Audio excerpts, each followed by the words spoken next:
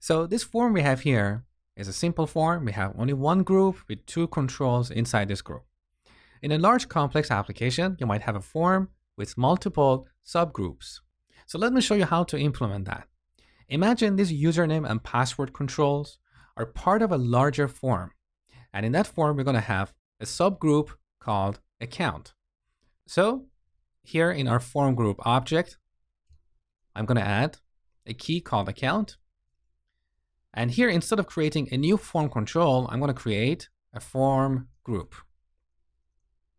Give it an object. Inside this group, we're going to have two controls, username and password. So I'm going to move these two controls right here. Okay. Now, when you have subgroups and you want to access a control using the get method, you need to pass the full path to that control. So here we should change this to account.username. Okay. Now let's go back to our template. So here's our form. This is our username field. And note that here we're using form control name to associate this input field with the form control object we created in our component. Now, if you go back to the browser, we're going to get an error. Let's have a look. So this is the error. Cannot find control with name username. Because username is no longer a root control. Now it's part of a group called account. So in Angular, just we have this directive called form control name.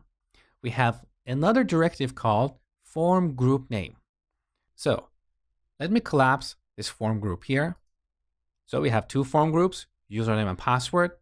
I'm going to add a new div and move these two form groups inside that div.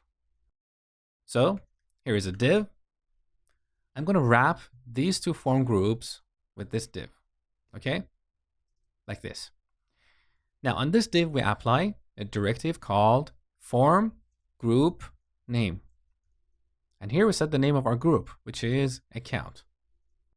Now let me expand this. So with this change, when Angular sees this directive here, form control name, it's going to look up the username control under the account group. So if you go back to the browser, look, the error is gone. So this is how you use nested groups in a form.